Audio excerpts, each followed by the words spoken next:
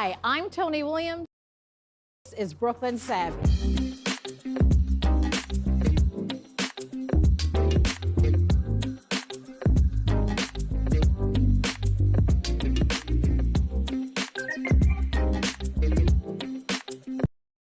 Hi, I'm Tony Williams, and welcome to Brooklyn Savvy. We are so pleased to have Dr. Tracy Norris. Now, she is a psychoanalyst and a psychotherapist as our guest today on Brooklyn Savvy. But before we get started, introduce our Brooklyn Savvy panelistas. We have Kristina Newman-Scott,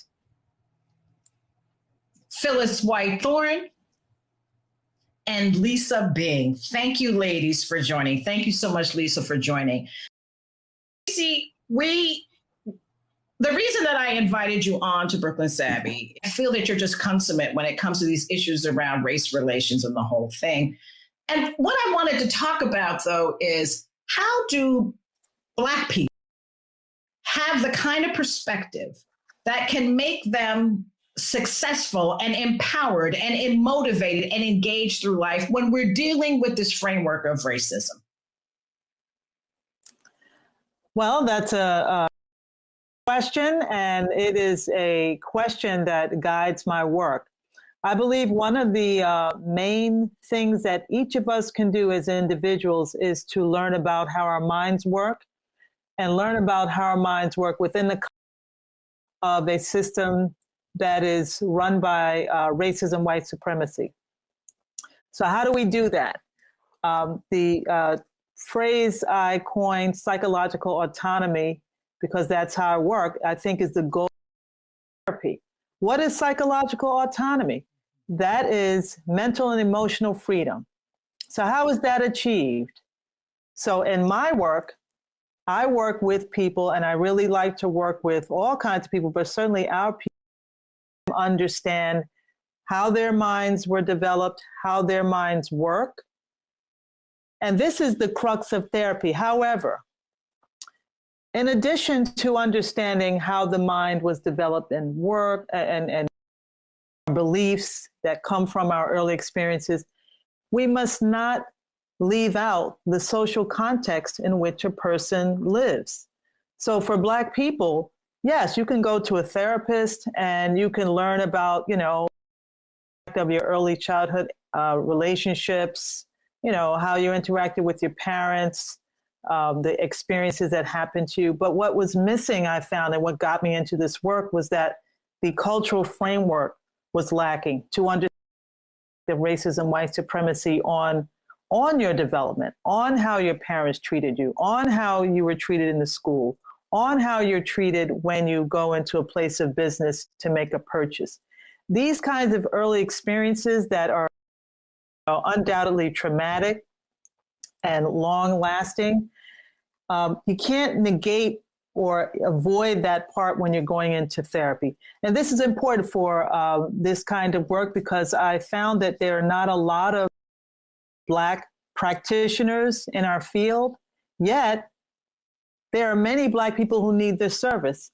And in addition to that, the people that have been providing this service don't have maybe the love or the understanding, the desire for Black people to be psychologically autonomous. And nor do they have the cultural, socio-political framework to provide that. This is key. Talk about, again, what does psychological autonomy look like? If you were to point out somebody that is psychologically autonomous, what's the result? Okay, great question. Someone that has begun to pay attention to their own being, their thinking, their feelings, their behavior. They become an observer, participant in their own lives. If you think about it, many people walk through life like an automaton. They're kind of going along, following the script of life. I go to school, I get a job, I get a spouse, and paying attention to this amazing experience called being alive until sometimes something tragic happens or something stops people. So, Tracy, But one, yeah. no, go ahead. So a psychoanalyst person will be able to understand these inner processes and then ask themselves, why am I the way I am? Why is my life the way it is? Why are things the way they are? You see, that's very following a script. That gives a person will and freedom that you can't get when you're not aware. So, Tracy, does it look like, I'm just trying to imagine what you're saying. So is that someone who says, for example, in the workplace, where they're not feeling that they're being acknowledged or having the kinds of opportunities, or that they have an awareness for themselves to say, okay, this is not working for me because of these reasons, because I have these needs that are not being met here. So yes, I need to provide for my family, but I have choices and I'm going to make a different choice. Is that an example of? Absolutely. Absolutely. You make an excellent point. Psychological autonomy exposes the reality that we are always in the position of choosing, condemned to freedom of choice in thinking and behavior. Is it not to internal rigorous curiosity, that you're interrogating yourself internally? Because there's a lot of how we learn to navigate racism is in the home. That's my parents taught me a lot of this, how to feel about myself, how to build my self-esteem, what I would tolerate, what I would not tolerate. Does it come from the home? And isn't that the work that we need to do? Meaning this is work we need to do from my point of view. Oh, I couldn't agree with you more. Yes, I'm not, the home, certainly home.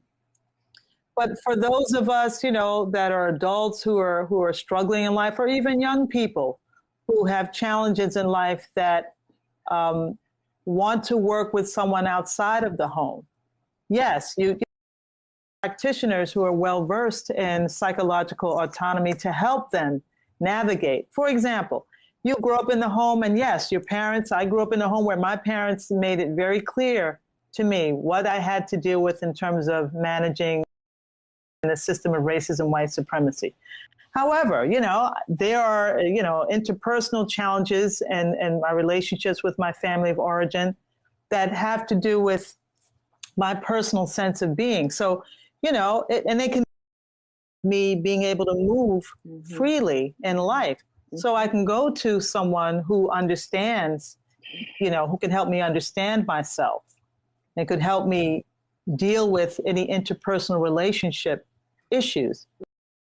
Integrate some of this thinking so that it removes it, especially within Black populations, from the stigma associated with even when we talk about mental health, right? Because as you said earlier, there's so many Black people that from this, but there's, especially with Black men I know in my life, they're not about this life. Okay. So how do you make it accessible? And it's not as threatening. Thing that you're saying makes a lot of sense, but how do we create spaces where it doesn't feel so heavy, especially within Black populations and especially with the Black men? I did some work at Rikers years ago, and I worked with Black as a therapist, and I learned quite a bit about the challenges that Black men face, having to be, strong and, not emotional, be able to go through a lot. And I also currently work with that population. But I think what you're saying is we as a group, as we have a responsibility to bring this service to we have the responsibility of going into the churches, going into places where we live and work as a group, coming together, all of us who are engaged in this kind of work, and going in and saying, hey, we need to start about it. And not only just saying that, but saying, hey, why don't we talk? That comes from chattel slavery, where you had to keep secrets in order to stay alive. You could not feel when you were watching someone or rape your spouse. You could lose your life. This is the intergenerational trauma that has followed us, that we now... Let's talk about that more too. I don't mean to interrupt you there, but there will be people who will think that's history, that right now, I didn't experience that. That happened to my great-great-grandmother. How would you, or grandfather, how would you bring that awareness that it's still alive in your consciousness? Absolutely. And this happens. Well, when people come to me and they talk about some of the challenges they have with their families of origin, with the families they created, you start behaviors and see, you start to you notice what they are because you've done the research. I really think every Black practitioner should be as well versed as possible in African American history. We ought to know what has happened. We ought to inform our practice. But some of the behaviors that we're engaged in are so habitual that we don't even remember how they began.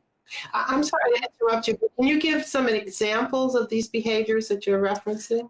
Absolutely. Beating our children. I mean, this is something we learned how to do because we were beat in chattel slavery, and we had to beat our own children. And this is a habit of survival. Because the other part of that is, if you don't have the freedom to raise your children, and you yourself been raised to reach your full genetic potential, because being in a system that's so dominating and oppressive, you don't have the emotional bandwidth, right? To really sit with a child and be patient and to understand that they need so much love and attention and patience as they're developing.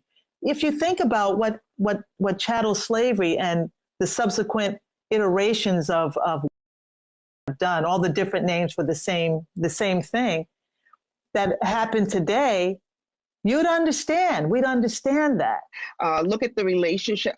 I will say specifically the relationship we have with our men. Basically talk about a little bit about that, how the intergenerational relationships that we have, how it shows up in our families today, how there are many, I guess, broken homes, men that probably think about how they have been unable to feel comfortable and safe within the construct of and I think sometimes about the conversations that go on where a society that's made Black men feel less than, made the Black woman, put her very position that is in conflict with her husband. So I think about those things in terms of intergenerational issues that we have and how it's shown up in our families.